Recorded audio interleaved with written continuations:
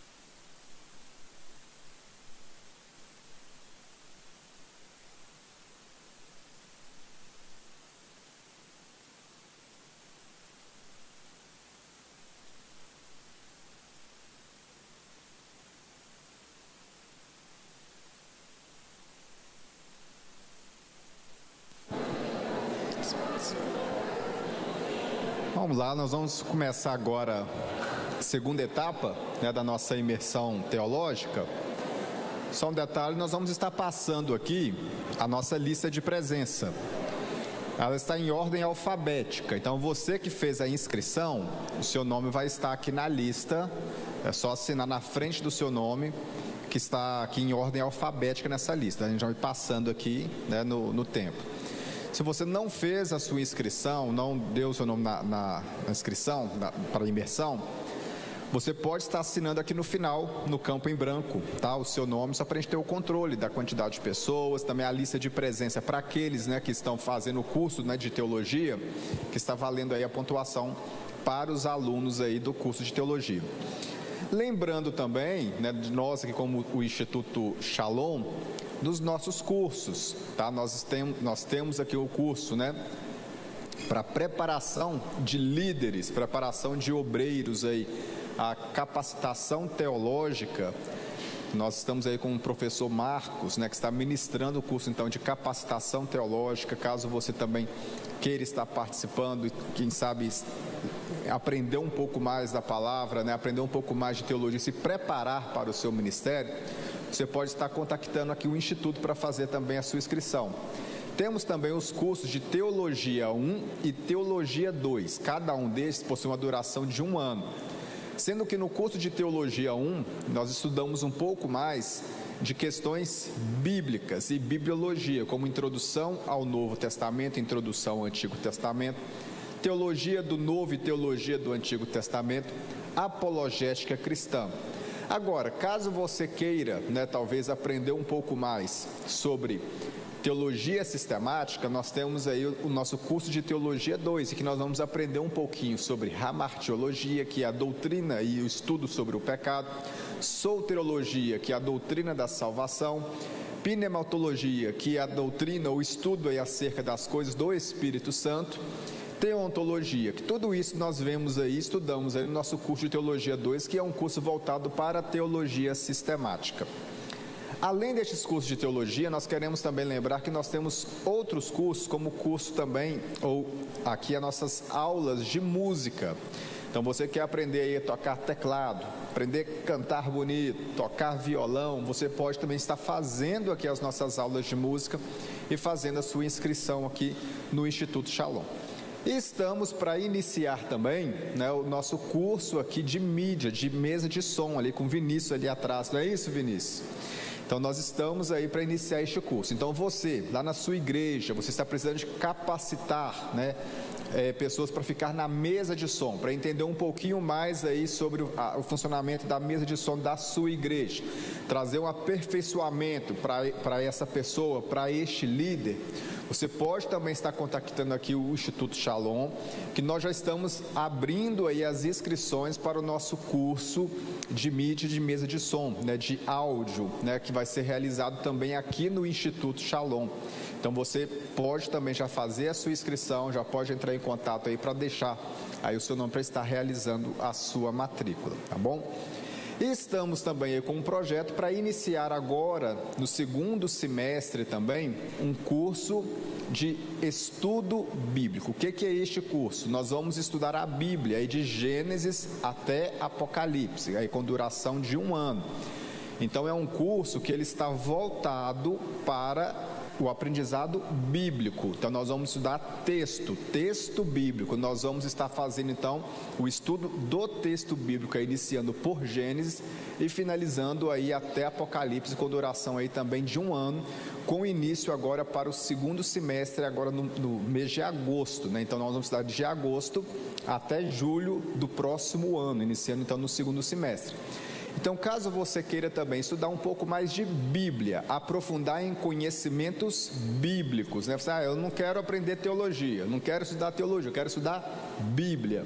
Você também pode estar fazendo a sua inscrição agora para iniciar neste segundo semestre o nosso curso bíblico, então, que nós vamos aprender aí de Gênesis até Apocalipse aí, em uma duração de 1 ano, que nós vamos estar começando aí agora no mês de agosto, aí no segundo semestre aí deste ano de 2023. Amém? Então, lembrando, vou passar a lista, tá? Vou começar desse lado de cá, você assina aí o seu nome, se você tiver feito a inscrição. Se não tiver feito a inscrição, pode colocar o seu nome no espaço em branco, no final aqui das folhas, e vai passando a lista cada um aí, ok? Muito obrigado, pastor. Quem entendeu, diga amém. Amém. Estude mesmo, dedique-se e sirva melhor ao Senhor, amém? Queridos, vamos aqui dar continuidade. Nós estamos ainda concluindo aqui o abismo linguístico. Nós demos algum exemplo aqui sobre algumas palavras no hebraico, né? Só para despertar interesse, mas tem também algumas palavras no grego. Por exemplo, quem aqui já viu o símbolo de um peixe na traseira de um carro? Você está dirigindo, aí tem um peixinho. Os presbiterianos gostam muito de usar o peixinho. Eu tive um professor na faculdade teológica que ele, na formatura, ele me presenteou com um broche de um peixinho. O peixe, ele arremete a um símbolo do cristianismo. Por que eu estou colocando isso aqui? Porque nós estamos falando de língua, né? Por que existe aquele peixe? Talvez você nunca quis perguntar por que a ideia daquele peixe. Na verdade, é peixe, é no português. No português a gente fala peixe, mas lá no grego fala ictus. Por que eles usam o peixe como símbolo do cristianismo? Se você pegar ictus, que é o peixe, para nós é peixe, mas lá eles não conhecem peixe, lá eles conhecem ictus. Repete comigo, ictus. Mais uma vez, ictus. Nunca mais vai esquecer. Olha aqui, ictus. Olha o acróstico. I de Jesus. Jesus no grego, Jesus. O CH de Christos, Cristo. Por isso nós estudamos na teologia, cristologia. TH de Theos, Deus, teologia. U de Uios, filho. S de Soter, Soter, onde nós estudamos soterologia, salvação. Então eles viram que na palavra ictus formou um acróstico que tem Jesus, que tem Cristo, que tem Deus, que tem o Filho, que tem salvação. Na palavra ictus. Aí passou a usar o peixe como símbolo do cristianismo. É como se naquela época se falasse que era cristão, morria. Então, na dúvida, se eu desconfio que ele é cristão, ele sabe que eu sou cristão, ali na areia eu desenhava, ou está com o pé mesmo, um desenho de um peixinho, opa, é amigo, é cristão, posso confiar. A história fala muito sobre isso. Então se tornou muito esse símbolo, né? É claro, a cruz é o símbolo do cristianismo, que remete a Cristo. Mas entenda o motivo do peixe ser também o símbolo do cristianismo. É por causa dessa história, ok? Eles viram que ictus formou um acróstico que tem todos aqueles nomes ali. Eu estou vendo alguém, meu filho até pediu para lembrar aqui, aí eu vi alguém tirando foto aqui, não sei se vocês repararam, até fiz pose, achei que era minha, mas na verdade queria tirar aqui. Empolguei, fiz até sim, mas tá bom. Depois, se vocês quiserem, eu mando esses slides para vocês, ok? Tranquilo? Porque às vezes vocês tiram foto, a foto não fica legal, principalmente quando me pega, mas depois eu mando para vocês isso aí. Vamos lá, outros exemplos. Olha, às vezes como é importante a gente ter pelo menos um pouquinho de maldade na linguagem. João capítulo 21, versículo 15, Jesus fala assim: Pedro, tu me amas? Ele responde: Senhor, eu te amo. Pedro, tu me amas? Senhor, tu sabes todas as coisas, tu sabes que eu te amo. Pela terceira vez Jesus pergunta: Pedro, tu me amas? Senhor, ele até entristeceu, né? Senhor, o Senhor sabe todas as coisas, o Senhor sabe que eu te amo. Jesus pergunta 3 vezes para Pedro. Só que no português a gente se perde, né? Pedro, tu me amas? Yes, te amo. Pedro, tu me amas mesmo? Senhor, tu sabe, o Senhor conhece meu coração, o Senhor sabe que eu te amo. Pedro, então você me amas? Senhor, o Senhor está questionando demais, tem negócio esquisito aí, o Senhor sabe, o Senhor me conhece, eu te amo. Então no português a gente só vê a palavra amo. Mas olha a importância da linguagem. É onde a gente precisa de vencer esse abismo. Lá no original, Jesus vira para Pedro pela primeira vez e fala assim: Pedro, tu me ágape. Ágape não é o amor de Deus, amém? Amém não é a maior expressão de amor? Jesus pergunta pela primeira vez: Pedro, tu me ágape. Pedro responde: Senhor, eu te filéu. Porque lá no grego tem 4 expressões de amor: ágape, o filéu, o eros e o storge. Ágape, filéu, eros, storge, tudo significa amor. O ágape é o amor que eles veneravam os deuses. O filéu, o amor, né, de pai com filho. O eros, de onde tem o erótico. E o storge, que eu não lembro agora o que é, mas tem esses 4. Jesus pergunta: Pedro, tu me ágape? Senhor, eu te filéu. Jesus pergunta pela segunda vez: Pedro, tu me ágape? Pela segunda vez Pedro responde: Senhor, o Senhor me conhece, eu te filéu. Na terceira vez Jesus pergunta, está lá no original: Pedro, então você me filéu? Pode ver que 2 vezes Jesus pergunta ágape, mas na terceira vez Jesus pergunta como filéu. E as 3 vezes Pedro responde como filéu. Voltando: Pedro, tu me ágape? Senhor, eu te filéu. Segunda vez: Pedro, tu me ágape? Pedro, Senhor, eu te filéu. Então tá bom, Pedro, então você me filéu? O Senhor me conhece, o Senhor sabe que é filéu. No português a gente não vê isso. No português a gente se perde. Pedro, tu me ama? Senhor, eu te amo. Pedro, tu me ama? Te amo. Pedro, tu me ama? Te amo. Então apacenta minhas ovelhas. Mas lá no grego tem essas expressões. O que Jesus está querendo dizer com aquilo ali? Jesus estava trabalhando o caráter de Pedro. Não tem nada a ver. Alguns pregadores falam: sabe por que Jesus perguntou Pedro 3 vezes? Por quê? É porque ele traiu 3 vezes. Não tem nada a ver. Nada a ver, só coincidiu o número 3, mas não tem nada a ver.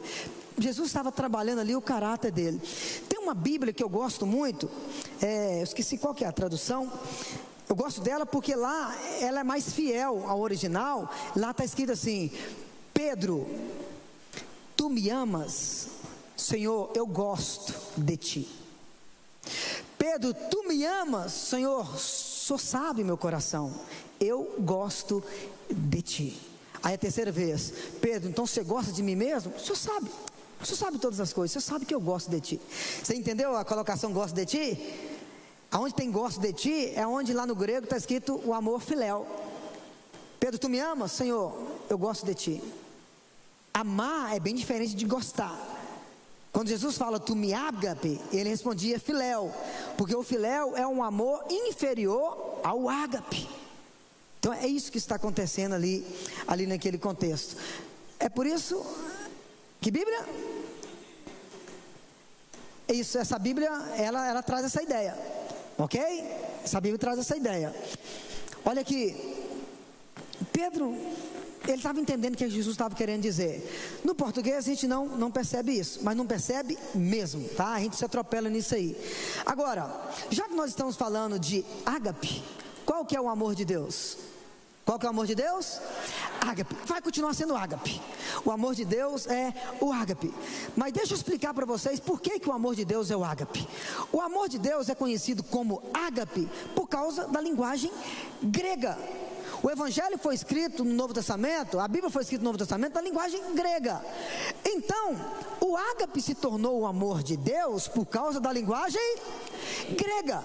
Imagine comigo, eles adoravam muitos deuses, eles tinham muitos outros altares, adoravam vários deuses. Aí eu pergunto para vocês, quando alguém chegava diante de uma caixa como essa, que era um Deus, que eles prostravam diante dele, qual o amor, na expressão grega, que eles ofereciam àquele Deus? Qual? O ágape. Eles eram doidos de oferecer um amor inferior aos deuses deles? Não. Então o amor que eles ofereciam aos deuses é o amor ágape. Lá do outro lado da cidade, está lá um outro deus lá de metal ou de madeira, eles iam lá adorar. Qual a expressão de amor que eles adoravam aquele Deus? Ágape. Porque era um Deus para eles. Então, a maior expressão grega do amor é o ágape. Então, eles expressavam aos deuses deles a maior expressão. O que eu quero que você entenda com isso? Imagina agora o Evangelho chegando para eles. Se um camarada que prostrava diante de um negócio de ferro, ou diante de um negócio de barro ou de madeira, e expressavam aquele objeto morto, mas para eles era um Deus, expressava o amor máximo, era o ágape. Agora eles conhecendo o verdadeiro Deus, é como se o missionário, o apóstolo Paulo, Pedro, João falasse assim: olha, sabe esse amor máximo que você entrega totalmente a esse Deus que não é Deus, tem boca mas não fala, tem ouvido mas não ouve, tem nariz mas não cheira, tem mão mas não pega, sabe? Agora que você conhece o Deus verdadeiro, transfira esse amor máximo que é o ágape ao Deus verdadeiro. Você entende por que o amor de Deus se tornou ágape? Por causa da expressão máxima do grego. O Evangelho chegou até eles e eles adoravam com ágape, o amor ágape, os deuses. É por isso que teologicamente o amor de Deus é o ágape. Mas deixa eu falar uma coisa com vocês. O amor de Deus, ele é muito mais do que o ágape. É tanto que um dia teve um camarada que teve uma dificuldade para expressar o amor de Deus. É meio que, eu falando, não é isso que aconteceu, mas é o Jorginho falando, é meio que ele estressou. Ah não, cabeça está doendo, eu vou escrever aqui: amou o mundo de uma tal... O cara não sabia nem explicar o amor de Deus, de tão grande que era o amor de Deus, e ele escreveu: de tal maneira, não tem como explicar. O amor de Deus, ele é muito mais do que o ágape. É errado, Jorginho, falar ágape? Não, tá certo, é isso mesmo, o amor de Deus é o ágape. Mas eu só quero que vocês entendam por que é ágape. Mas lá, na raiz mesmo do amor de Deus, a gente sabe que não tem como explicar. É tanto que o escritor escreveu: de uma tal maneira. Não tem como explicar o amor de Deus. Mesmo que a expressão lá no grego é o ágape, mas ele quis dizer que é de uma tal maneira. É difícil para explicar o amor de Deus. Amém? Tranquilo? Vamos lá, pessoal. Aqui, eu coloquei aqui para não esquecer. Mateus capítulo 5, versículo 3.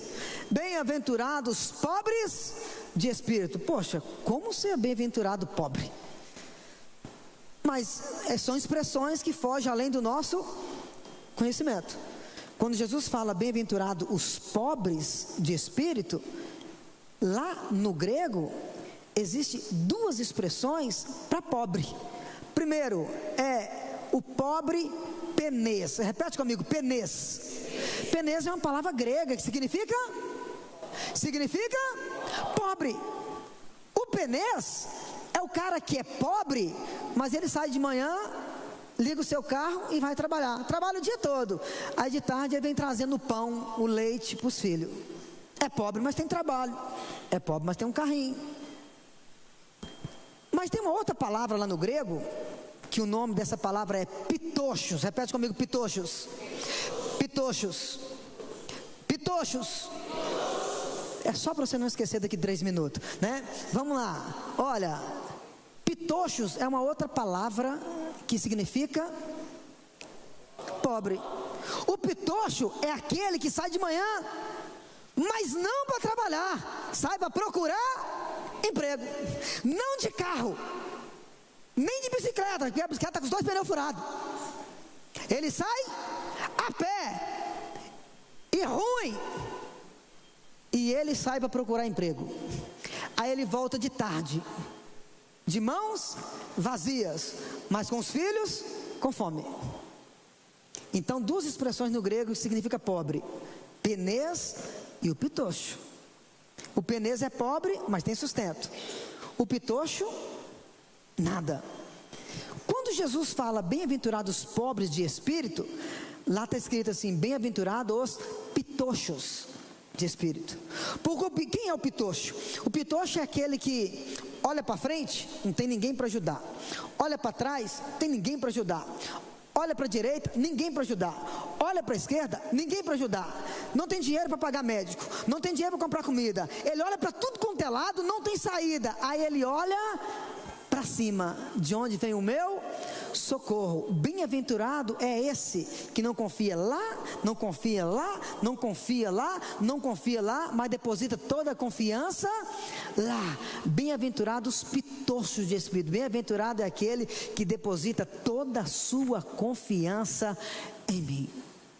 Só que na Bíblia, no português, algumas Bíblias estão escritas bem-aventurados os pobres de espírito, outras Bíblias estão escritas bem-aventurados os humildes de espírito. Mas por falta da compreensão do abismo linguístico, a gente perde essa essência de informação. É um abismo que nós precisamos de vencer, não é isso? Mateus 5,18. Lá na Bíblia está escrito assim: não será tirado nem um jota, nem um tio da minha palavra. Não será tirado nem um jota, nem um tio da minha palavra. Aí você vê o pregador pregando, com o microfone na mão, a igreja cheia: olha, não será tirado nenhum jota, nenhum tio da minha palavra. A igreja, aleluia, fala Deus. Aí eu pergunto: você acabou de falar em língua, o que é esse jota? Sei lá. Pregador, que jota é esse? Você falou: não sei não, só sei que eu preguei, está escrito aqui. Mas o que é esse jota?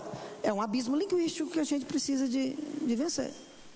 Só para você ter ideia, eu não sei se vocês vão conseguir lembrar, aquela letrinha pequenininha que estava no nome de Sarai, aquela menorzinha do alfabeto hebraico, alguém lembra o nome dela? Qual o nome? Yud, parabéns. Ela é a menor letra do alfabeto hebraico. Pode ver que no hebraico a primeira letra é Aleph, a segunda é Beit. Por isso que é Aleph, Beit. É o quê? Aleph ao F. Aleph, Beit. Não é Beit não, o T mudo. Aleph, Beit. Aí chega no grego, alfa, beta. Chega no português, alfabeto. Aí lá no hebraico, aquela letrinha pequenininha, qual é o nome dela? Yud. Yud. Ela é transliterado com a letra Y. É por isso que Jesus, o nome de Jesus começa com aquela letrinha pequenininha, o Yud. E Yeshua, quando vai transliterar é com Y. Yeshua. No português, Jesus com J. É por isso que Yerushalayim também começa com aquela letrinha pequenininha, Yerushalayim. Mas no português, Jerusalém com J. Aquele pregador que pregou muito na região aí, Yosef Akiva. Yosef começa com Yud. A transliteração é Y. No português, José. José com J. Não existe no hebraico a letra J. É transliteração. Então vamos lá. Não será tirado nenhum J da minha palavra. Tá desse jeito na nossa Bíblia. Talvez alguns aqui tá com a Bíblia não J, Mateus 5,18.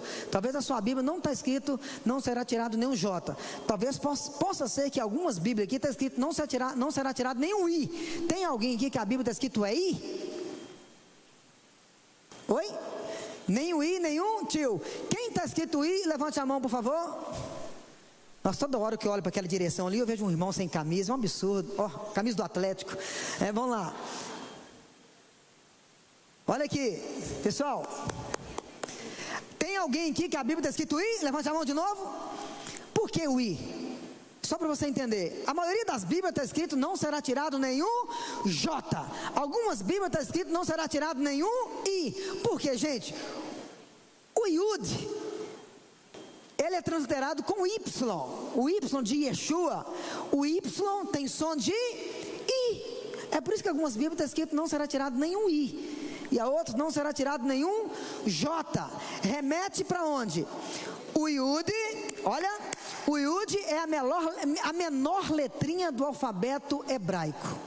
É como se Deus tivesse falado com eles assim: ó, a menor letra que vocês têm no seu alfabeto é o Yud.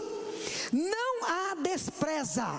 Mesmo ela sendo a menor, ela tem muita importância.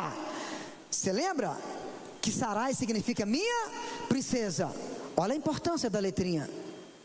Deus tirou ela, colocou outra, mudou a história. Então, independente, é o que Deus quiser isso. É a menor letra na língua que vocês têm. Mas mesmo sendo a menor, não a despreze, porque tem muita importância. É tipo assim: não acrescente nem tire nada da minha palavra, nem que seja uma vírgula, um tio, um pontinho. Tudo que eu coloquei, deixa do jeito que está. Por que na sua Bíblia está escrito não será tirado nenhum J? É porque remete lá para o alfabeto hebraico, Iud, que chega lá no alfabeto grego, Iota. Ó, Iota, J, olha aí. Lembra do Betlehem, Belém, Jerusalém, Jerusalém, Manhá, Maná, Iud, Iota, J. Olha como é que o som vai chegando até no português. Quem entendeu, diga amém. Depois aqui, a hora que estiver terminando, vai ter uma provinha, ok? Ok? Prova que eu falo para nós estudarmos a Bíblia.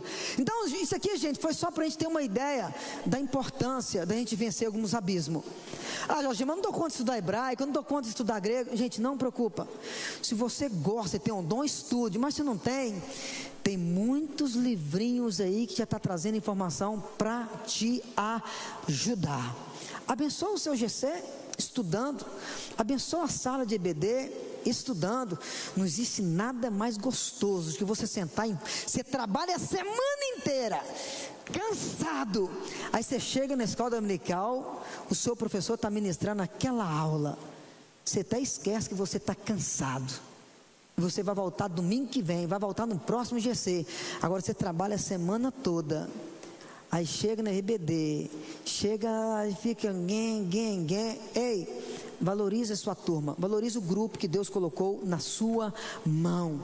Estude, dedique-se. Se você tem convicção que é para isso que Deus te chamou, estude mesmo. Vou voltar a falar, tem livro que é mais barato do que pizza.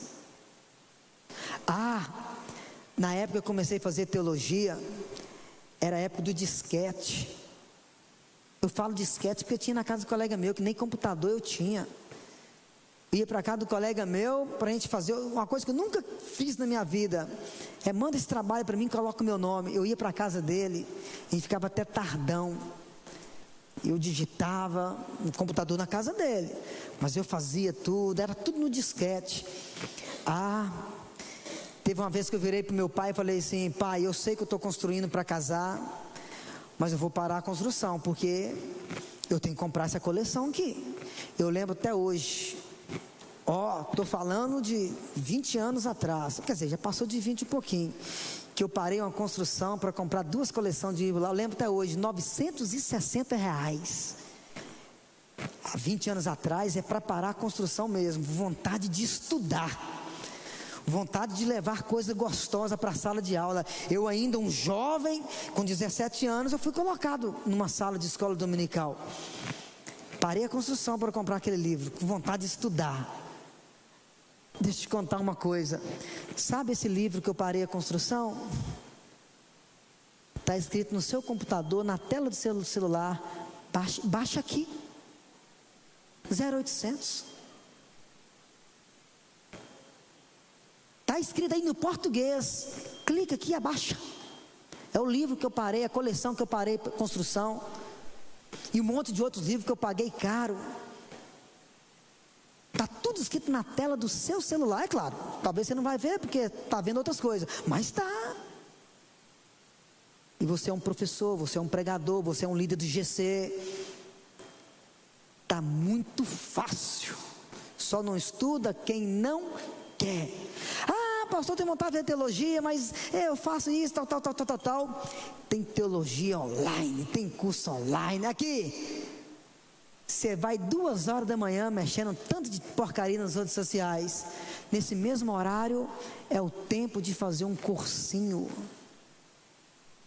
Eu ralava até de madrugada na casa do colega meu, digitando trabalho. Hoje, era da época que alguns davam sorte que tinham 31 anos da Oi, internet final de semana.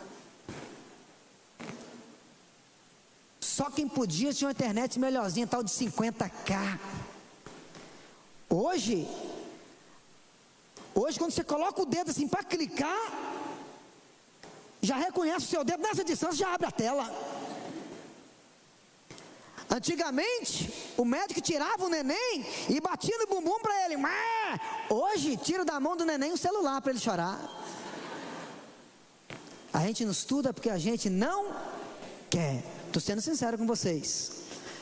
Eu não concordo com o professor de escola dominical visitar alunos de escola dominical. Não concordo com o líder de GC visitar quem sumiu do GC. Não concordo. Eu concordo em visitar sim, perder um ente querido, está doente. Mas vai que você visita e aquele camarada é corajoso de falar a verdade e fala assim: não estou aguentando mais te ouvir. Eu chego cansado, eu quero ser alimentado. Chega lá, se você achar um corajoso, você vai ver. Você vai ver. Dedique-se, estude mesmo. Abismo autoral.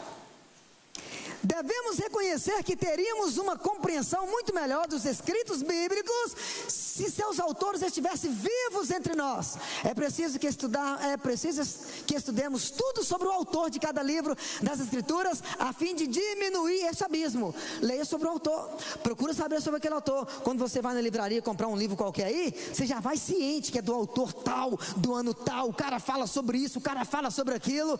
Por que a Bíblia é diferente? Por que você não pode pesquisar sobre o autor do livro que você vai ler? Sobre quem é ele, quem é o pai dele, o que ele fez, por que isso? A Bíblia tem um tanto de livros dentro dela. A postura nossa tem que ser a mesma coisa. Exemplo, um dos abismos que a gente precisa vencer é o abismo autoral. Quem é esse cara que escreveu? O que esse cara estava fazendo? O que esse cara arranjou aqui? Descobre sobre o autor, para satisfazer o livro que você quer estudar. Exemplo, Marcos 5. Certa mulher vinha sofrendo de uma hemorragia e muito padecera nas mãos de vários médicos.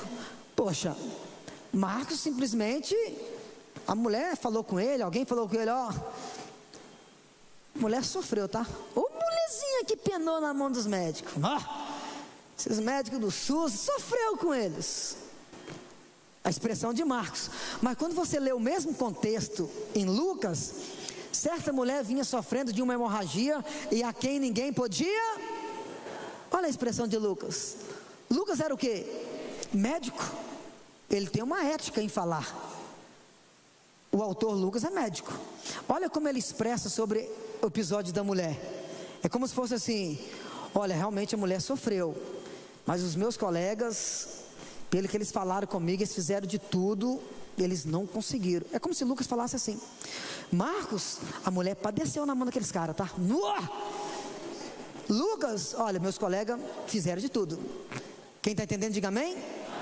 Procura saber quem é o autor, se ele é um cobrador de imposto, se ele é um pescador, se ele é um médico.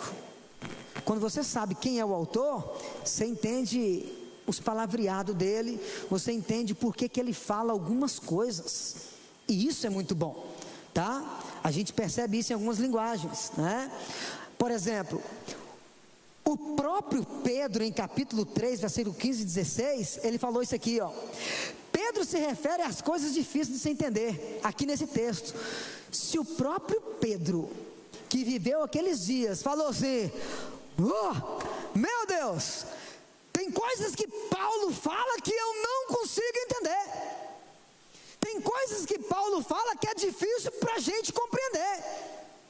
Pedro está dizendo isso em 3:15 e 16. Pedro está dizendo para o público dele: pessoal, eu sei que é difícil, tem expressões que Paulo fala aqui que é difícil para entender. Se Pedro naquele dia falou isso, eu e você?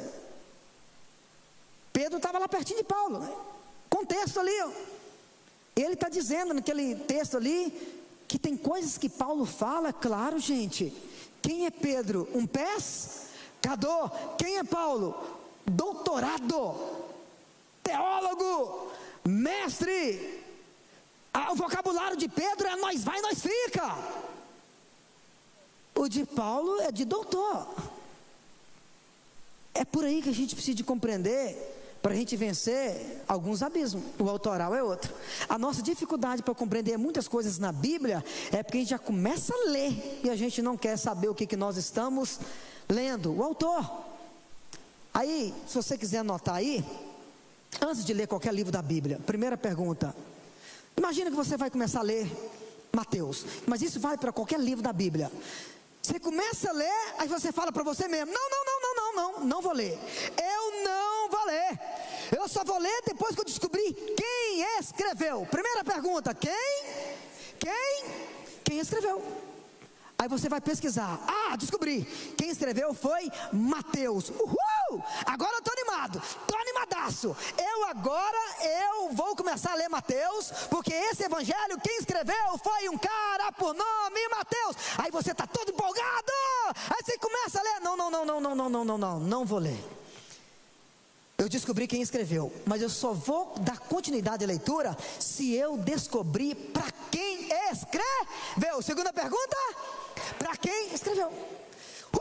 Descobri quem escreveu, descobri para quem escreveu. Estou animadaço, vou começar a ler Mateus. Não, vou parar, porque eu descobri quem escreveu. Eu descobri para quem escreveu, mas eu só vou ler depois que eu descobrir por que escreveu. Qual que é a terceira pergunta? Por que escreveu? Qualquer livro da Bíblia, se você consultar primeiro quem escreveu, para quem escreveu e por que escreveu, eu tenho dó do capeta. Você vai começar a dormir 2 horas da manhã lendo a Bíblia.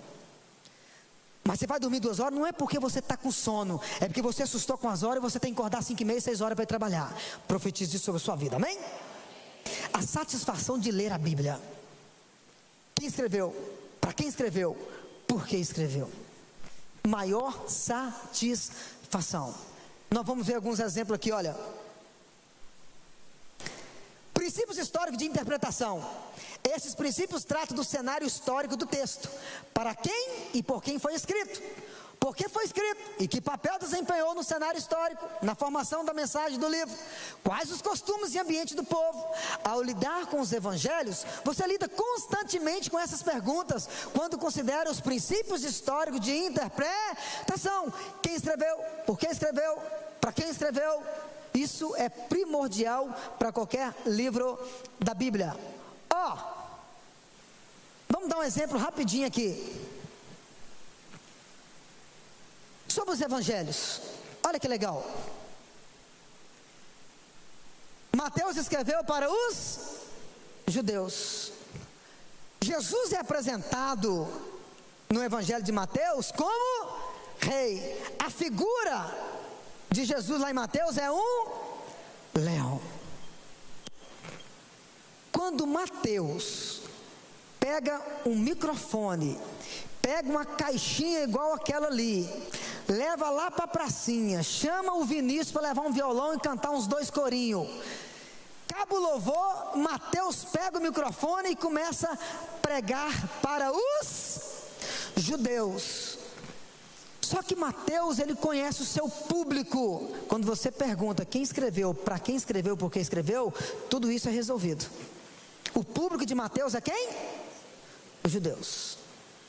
Ele conhecendo o público dele, o meu público é os judeus, e os judeus, a expectativa dos judeus é por um rei, eu preciso de pregar uma mensagem, eu preciso de pregar o evangelho que vai atender os judeus. Eu vou pregar as boas novas. As boas novas que eu vou levar para os judeus, eu vou apresentar o rei que eles precisam. Vocês já perceberam que no Evangelho de Mateus, o tempo todo diz assim: e o reino de Deus será semelhante às bodas que um pai que fez um casamento, e o reino de Deus será semelhante às 10 virgens, tal. Não tem isso o tempo todo em Mateus? Toda hora Mateus fala: o reino de Deus semelhante a isso, o reino de Deus semelhante àquilo, o reino de Deus o tempo todo lá em Mateus fala a expressão reino de Deus. Onde tem reino, tem?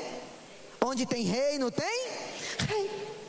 Por que Mateus o tempo todo fala de reino? Porque ele apresenta o Evangelho, apresentando Jesus como rei. Você descobre isso quando você pergunta quem escreveu, para quem escreveu e por que escreveu. Olha que interessante.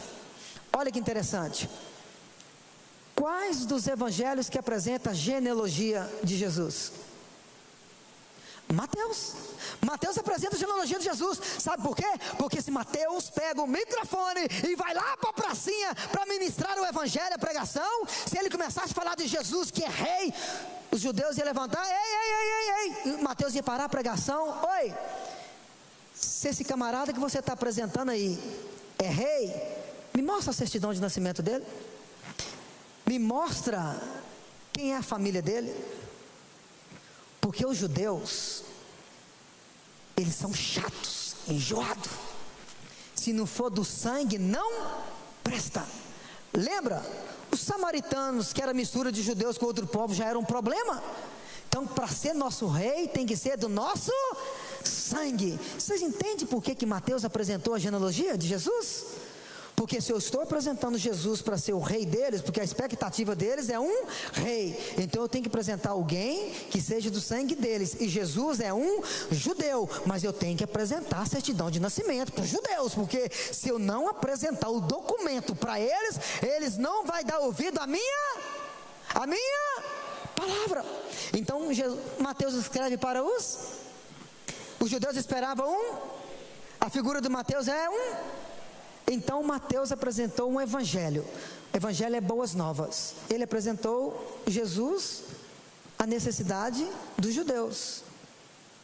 Toma cuidado que alguém pode bater a porta da sua casa com fome e você dá um copo com água.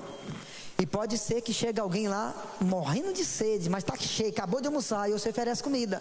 Oferece de acordo com a necessidade. O evangelho é o mesmo, mas atendendo às necessidades de quem está ouvindo. Mateus atendeu a necessidade dos judeus, apresentando o evangelho, as boas novas, Jesus como rei, porque os judeus esperavam um rei. Marcos escreveu para quem? Romanos. Jesus é apresentado em Marcos como servo, a figura de um boi. Existe exemplo melhor do que o boi? O boi, se o boi soubesse a força que tinha, o dó que ficava um boiadeiro na frente dele, né? O cara só faz assim, ele vira e vai para lá, só vai trocando. É a ideia de servidão, de obediência, ok? Vamos lá. Marcos escreveu para quem? Quem eram os romanos? Os romanos eram os gostosão. Romano era os bonzão. Ficava só por cima, só pisando em cima dos outros. Aí Marcos vai para a pracinha, leva a caixinha de som, violão, canta uns hinos, começa a pregar o evangelho. O evangelho é boas novas, mas o público dele ele conhece. O público dele não é os judeus.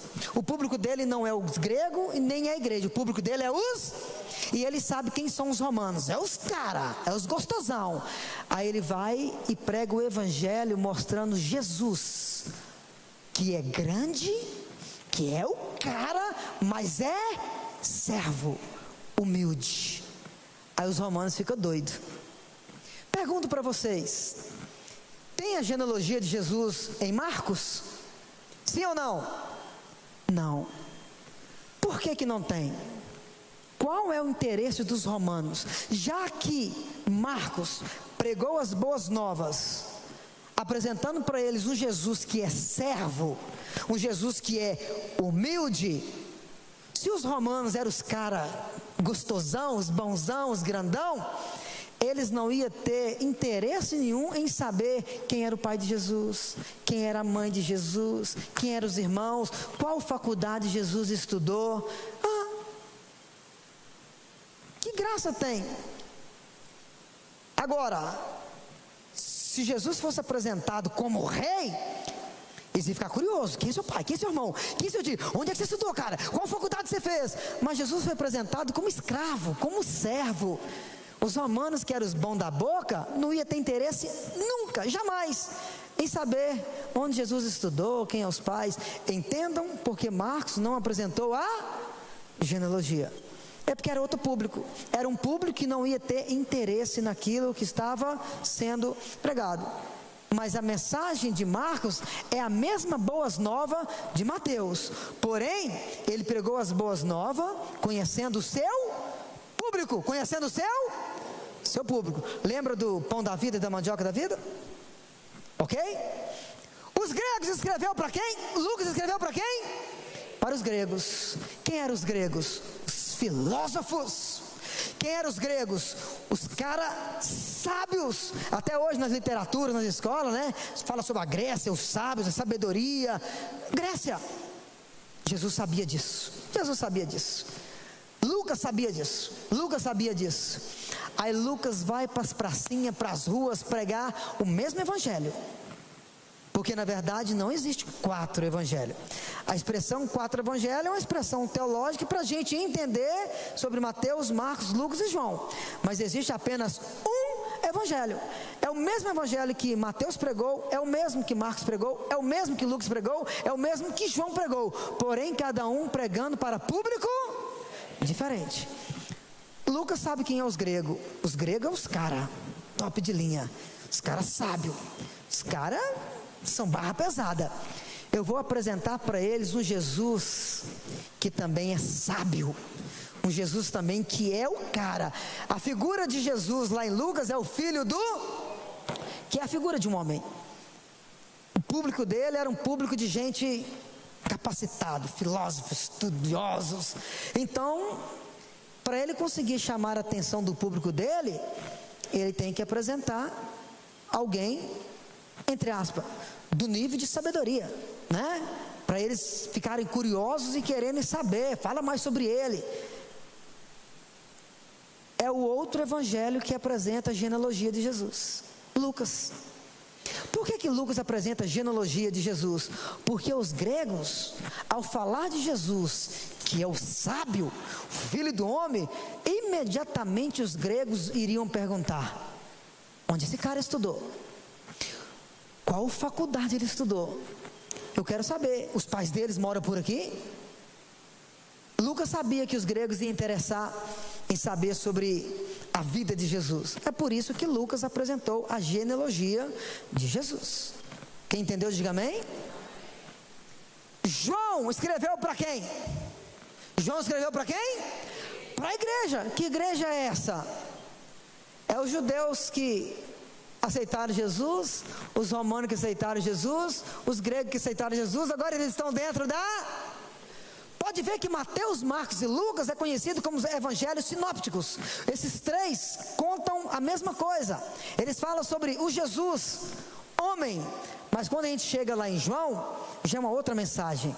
No princípio era o verbo estava com Deus. João já fala sobre o Jesus divino, o Jesus Deus. Os 3, Jesus, homem. João, Jesus, Deus. Agora João está com esse público aqui dentro da igreja dele, e ele vai apresentar o evangelho de um Jesus que é Deus. Se Mateus apresentou a genealogia porque ele apresentou para os judeus Jesus que é rei, se Lucas apresentou a genealogia porque ele apresentou os documentos de Jesus, a decisão de nascimento, porque os gregos cobrariam, e João, se lá tinha importância por ser rei, aqui tinha importância por ser um homem sábio e apresentou a genealogia, e lá que apresentou Jesus como Deus, por que não apresentou a genealogia?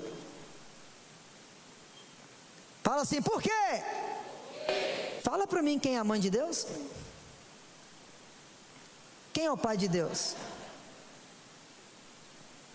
Deus não tem genealogia.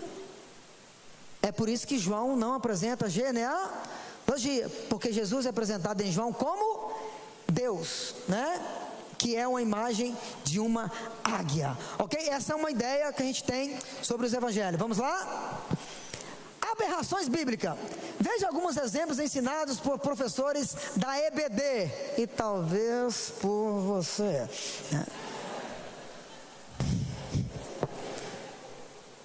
Claro que muitos aqui já me ouviu falar, mas só para a gente entender algumas coisas. Olha aí. Como é que chama a pessoa que cortou o cabelo de Sansão? Quem? Né? Poucos falaram, porque muitos aqui já ouviram falar, né? Se a sua Bíblia está escrito Dalila, vigia, crente. A gente fica falando aquilo que a gente ouviu. Eu falei isso terça-feira lá no Desistir na Bíblia no Vila Celeste. A gente fica falando o que a gente ouve. A gente precisa de parar de passar para frente o que a gente ouve, porque passar para frente o que a gente ouve não é seguro. Por exemplo, doidos são vocês que estão anotando tudo que eu estou falando e não conferir antes de passar para frente. Tudo que eu estou falando aqui, antes de passar para frente, confere, vê se é verdade. Para mim, vocês são loucos se vocês passarem para frente o que vocês estão ouvindo o Jorginho falar. Não passa para frente o que eu estou falando. Não passa para frente só porque ouviu. Segurança é passar para os outros que você estudou. Me ouvir é uma coisa, estudar é uma outra coisa. A maioria fala que é Dalila que cortou o cabelo. Esses DVDs você vai encontrar nas piratarias aí. Vai lá no camelô. Você vai encontrar tudo isso aí, ó, para mostrar para as crianças. Figuras. Escolinha dominical. Você acha tudo prontinho para colocar na parede para as crianças. Dalila com um bitelo na tesoura na mão para cortar o cabelo. E essas palavras são tão fortes, virou tanta verdade, que tem livros escritos de tanta verdade que virou. Mas eu não sei a sua Bíblia. Na minha Bíblia, lá em Juízes 16, pelo menos aqui acho que cortou, acho que versículo 12 ou 13, não sei, não é um não. Pelo menos na minha Bíblia está falando que mandou chamar um homem veio e cortou o cabelo dele. Agora, se o nome dele é Dalila, eu não acredito não. Mas as crianças estão aprendendo que é Dalila. Ô gente, está ali o meu filho, o Lucas. O Lucas fez agora 18 anos. Eu ensinava ele essa historinha na Bíblia, lá em casa, em cima da cama. A gente brincava. Davi e Golias, brincava de um matar o outro. Eu contava historinha com ele assim. Essa historinha de Dalila, eu brincava com ele também. Tinha hora que eu que ficava fraco, porque ele cortava meu cabelo. Depois é ele que fingia ser o Sansão. Aí de onde vem sua força? Eu brincava com ele assim, quando ele era criança. Mas um dia, eu estava fazendo um cursinho de geografia bíblica. Eu já era superintendente de escola dominical, lá na Igreja Assembleia de Deus Bom Jardim, superintendente de escola dominical, dando aula de teologia aqui no ITS, né? Pregando por aí. Aí um dia, fazendo um cursinho de geografia bíblica, aí o professor faz essa pergunta para a turma. Todo mundo foi atrás dizendo: Dalila, Dalila, Dalila. Eu só tenho um pouquinho de vergonha porque eu respondi primeiro. E quando ele falou, aonde está escrito isso, meu zóio regalou. Regalou porque, não é? Eu acabei de brincar com o meu menino em cima da cama. O Lucas está ali. Aí eu tive que chegar em casa e mudar a historinha. Coloquei mais um personagem para me ajudar. O perigo da gente passar para frente aquilo que a gente ouve. Não acredita em nada que eu estou falando. 16, 19? Ok? Então, tome cuidado com as figuras que as crianças estão aprendendo, ok? Olha aí, gente. A luta, né, de Davi e Golias. As figuras que nós colocamos para as crianças na sala de aula é igual desenho da Globo. Um Golias lá em cima, Davizinho lá embaixo. E alguns desenhos que as crianças da igreja estão vendo, você pode ver que tem um desenho de uma árvore. Gente, qual a altura de uma árvore baixa, árvore pequena? Essas árvores da rua aí, essas árvores pequenininhas, ficam nas calçadas da sua casa. A árvore tamanho médio, mas qual que é a altura dela? Aí lá nas gravuras das crianças, mostra a árvore e a cabeça de Golias bem para cima, só para mostrar que o cara é alto. Gente, 2,99 m, é alto, mas também não é o capeta da Globo. O cara é alto pertinho de Davi? Sim. Davi olhava para ele? Sim. 3 metros é alto? Mas 3 metros é a altura do chão da sua casa até no teto. Padrão mais ou menos é isso, né? 2,80, 2,90. Chega lá na sua casa e olha para o teto da sua casa. É mais ou menos como o jeito que Davi olhava para Golias. Mas ensinar para as crianças, os capeta da Globo, eu acho que a gente está ensinando coisa errada. Olha aí, as crianças estão entendendo que a história de Davi e Golias é os monstros da Globo. Eu acho que a gente precisa de começar a ensinar o que é verdade. O cara é alto, mas as crianças têm uma outra ideia de um Golias que a gente ensina, né? Olha aqui, gente, que legal. Está aqui o mar Mediterrâneo. É mais ou menos aqui que Jonas pegou o navio e o peixe levou ele para lá. Olha onde está Nínive. Em cima ali, ó, escrito Nínive. Quem viu Nínive? Levante a mão. Aí vem um professor de escola dominical, vem um pregador. Deus foi tão misericordioso que ainda permitiu com que o peixe vomitasse Jonas nas praias de Nínive. Se Nínive tem praia, o Bom Jardim também tem. Ideal tem, Esperança tem, Iguaçu tem, Ipatinga tem, Fabriciano tem. Gente, olha onde o peixe levou o homem. Olha onde está Nínive. Uma coisa é você ensinar o que você estudou, outra coisa é você ensinar o que você viu. Toma cuidado, isso é muito perigoso.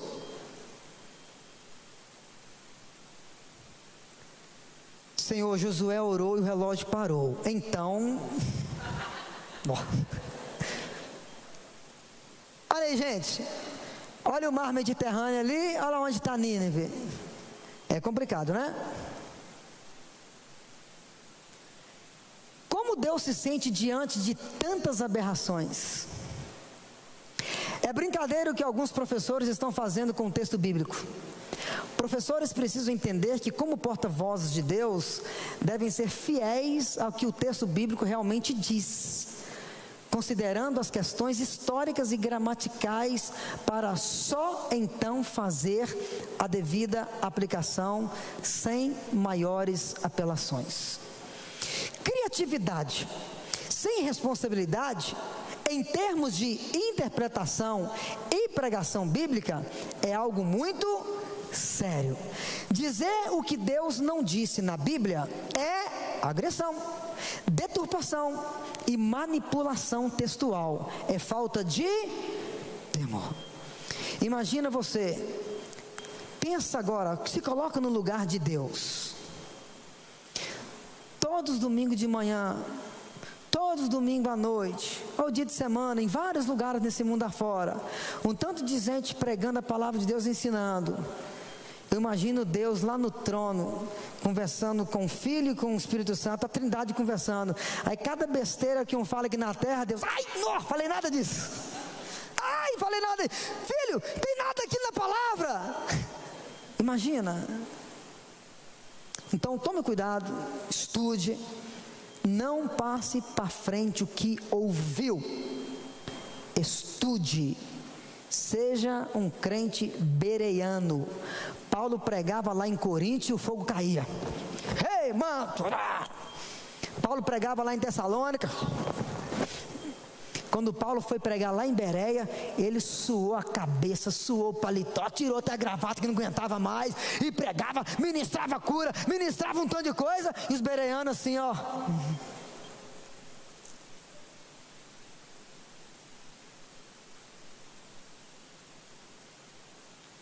Ninguém dava um glória a Deus. Paulo pregando, ele costumou ver os glórias lá de Corinto, costumou ver a manifestação de bênção lá em Tessalônica, lá em Filipos. Quando ele vai pregar lá em Bereia, está ministrando cura, seja batizado em nome de Jesus, receba. E os bereanos estão lá, ó. Aí olha para o lado, confere outro capítulo aí, fazendo favor, vê se é isso mesmo que está falando aí. Isso é muito bom. Aí você ouve um tanto de coisa e sai passando para frente. E é bom a gente conferir. Pessoal, deixa eu falar uma coisa com vocês. estude a Bíblia e estude com força. Estuda com muita vontade. Estuda com muito amor. Compre livros, invista. Você não vai ter ganho nenhum financeiro, mas o prazer de ensinar, o prazer de aprender, não tem nada que pague. Agora preste atenção que eu vou falar aqui. Tem pessoas que vai falar assim: olha o exemplo que eu vou dar para a gente fechar aqui. Jesus curou um cego entrando em Jericó. O outro evangelho fala que Jesus não curou um cego, curou foi 2. Mas o outro texto fala que ele não estava entrando, ele estava saindo. Aí muitos crentes vão falar assim: tô nem aí, tô nem preocupado se curou um, se curou 2. Se estava entrando em Jerusalém ou se estava em Jericó, se estava entrando em Jericó ou saindo de Jericó, para mim não faz diferença nenhuma. O importante é que o meu Deus cura. Não, faz isso não. Dedique-se em estudar. Não seja ignorante. Não seja ignorante. Se você que acha que se entrou, se estava saindo, se curou um, se curou 2, deixa eu te falar uma coisa que aconteceu aqui nesta igreja, quando eu cheguei aqui na Shalom. Meu primeiro ano aqui na Shalom, tinha um missionário pregando aqui. Eu não esqueço disso, levo isso para a vida toda, e onde eu vou ministrar seminário, eu dou esse exemplo. Tinha um missionário pregando aqui num culto de missões, nos 2 cultos. Eu cheguei no finalzinho do primeiro para participar do segundo. Era um missionário da Síria, com um nome fantasia, porque ninguém podia saber o nome dele, evitava de falar. O culto não era transmitido online naquele dia, porque saiu fugido, né? Desse mundo muçulmano. Estava aqui no Brasil pregando. Quando ele estava aqui pregando, um jovem que estava traduzindo para o português. E quando eu cheguei no intervalo do final do primeiro culto para ir para o segundo, eu não lembro quem, não lembro se foi a Dana ou se foi a Wadislene, que me procurou. Eles estavam esperando eu chegar, pegou esse jovem, me apresentou esse jovem: é o pastor Jorginho, esse aqui, tal, vê se ele pode te ajudar. Aí eu fui para uma salinha aqui atrás, a igreja era aquele modelo antigo, fui para uma salinha ali atrás, e eu fui ouvir o que aquele jovem tradutor queria. Ele virou para mim e falou assim: pastor Jorginho, eu tenho muita vontade de aprender sobre a Bíblia. Eu estou ali na frente apenas traduzindo para o português. Eu entendo a língua deles, eu só sei passar para o português. Mas eu quero ter conhecimento de Deus através da Bíblia, para que eu possa transmitir com a mesma vida que Ele transmite. Porque eu vejo que Ele transmite com muita vida, eu apenas passo para o português. Pastor Jorginho, eu tenho no Facebook muitos jovens muçulmanos. Eu tento evangelizá-los pelo Facebook, mas eu sempre perdo a luta. Eu sempre saio derrotado na luta. E virei para mim: mas por quê? Eles me fazem pergunta que eu não sei responder. Eu simplesmente me calo. Falei assim: mas que tipo de pergunta? Esse exemplo que eu dei aqui de Jericó, cura um cego, 2 cegos, entrou, saiu, era um dos exemplos. Ele virou e falou assim: pastor Jorginho, eles viram para mim e falam assim: como que eu vou acreditar nesse livro? Esse livro é mentira uma atrás da outra, só tem contradição. Olha aí, como é que eu vou acreditar se esse livro é um livro de Deus, é um livro divino? A linguagem dos jovens muçulmanos. Olha aí, um texto fala que Jesus curou um cego, o outro escritor fala que curou foi 2. Um fala que Jesus estava saindo de Jericó, o outro estava entrando. Pastor Jorginho, eu não tenho resposta. Eu virei para ele e falei assim: olha, eu vou te ajudar. Aí eu dei o exemplo do meu trajeto, lá da minha casa até a igreja. Olha, eu moro no bairro Bom Jardim. Eu saio do Bom Jardim. Eu chego aqui 20 minutos atrasado no culto. E ele me ouvindo. E falei assim, eu chego aqui na igreja e falo, pessoal, atrasei 20 minutos, porque quando eu estava ali na divisa do Bom Jardim com o Ideal, um ônibus bateu no poste e atrapalhou todo o trânsito. Eu tive que procurar outro lugar para varar aqui. Estava uma fila de carro. Beleza. Daqui a pouco, o irmão Joaquim chega aqui no culto, mas chega 45 minutos atrasado. Irmãos, eu cheguei 40 minutos atrasado, porque um acidente feio ali na entrada do Bom Jardim Ideal. Aqui, tinha 7 pessoas mortas lá. Opa! Quando eu passei, eu só vi um ônibus que bateu no poste. Agora o outro fala que tinha 7 pessoas mortas. Daqui a pouco, o meu querido passa lá também, chega aqui quase no final do culto. Pelo menos eu cheguei na época, no final da mensagem. Aqui, ele fala, que acidente feio, cara. Tinha umas 15 pessoas caídas lá.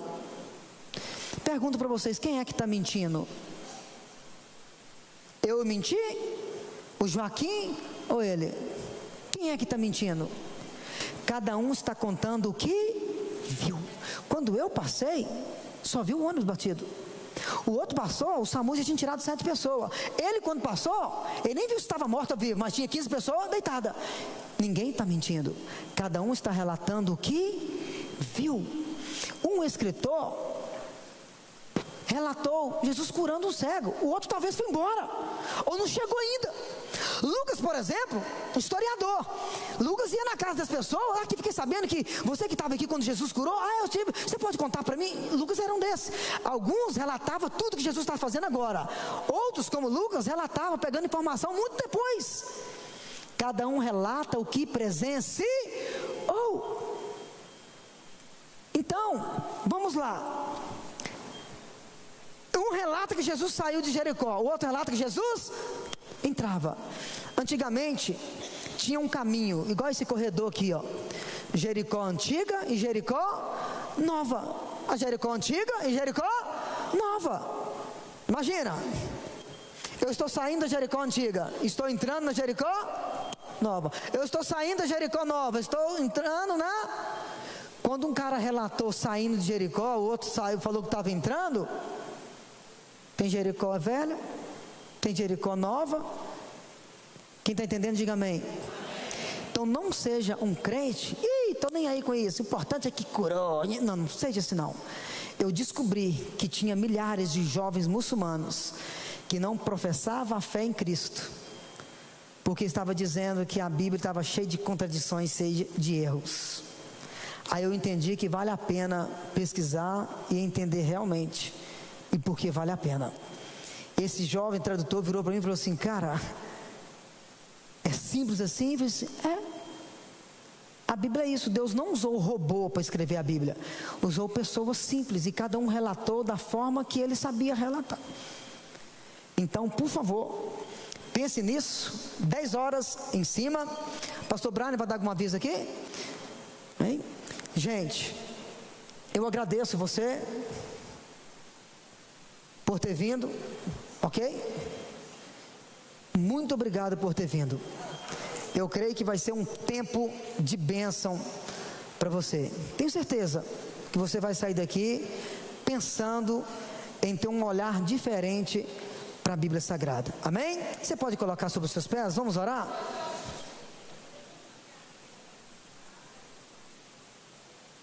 No grupo lá eu indico, questão de livros, se precisar, ok? Vamos orar? Deus abençoe sua vida. Obrigado por ter vindo. Como o Brian falou aqui, seja aqui ou seja lá, talvez lá na sua igreja também tem curso teológico, tem capacitação. Estude, matricule, faça, dedique-se e sirva com melhor qualidade o reino do Senhor. Amém? Agradeço você por ter vindo, a galera da mídia ali, o Alexandre aí, nosso fotógrafo. Que Deus abençoe sua família poderosamente. Pai querido, muito obrigado por esse momento que nós passamos aqui. Muito obrigado. Obrigado mesmo. Cremos que o Senhor tem falado aos nossos corações. Nós queremos sair daqui, ó Pai, apenas com um pensamento: eu quero dedicar mais à palavra de Deus. Pai, eu quero servir melhor o Teu reino. Eu quero servir melhor o GC. Eu quero servir melhor a IBD. Eu quero servir melhor nas pregações. Eu quero servir melhor nos cultos ar livre. Eu quero servir melhor o Senhor. E para servir melhor o Senhor é conhecendo mais o Senhor. E para conhecer melhor o Senhor é através da Tua palavra. E que a Tua palavra seja o canal de bênção em nossas vidas. Leva o Teu povo em paz para os Teus lares. Dê a eles um final de semana abençoado na Tua presença. É o que nós pedimos no Teu nome, no nome do Senhor Jesus. Amém? Deus abençoe vocês. Pode me cobrar esses slides que depois eu mando para vocês, de uma forma ou outra vai chegar para vocês. E quando você receber, você compartilha para o outro aí, em nome de Jesus. Amém? Paz, meu amigo.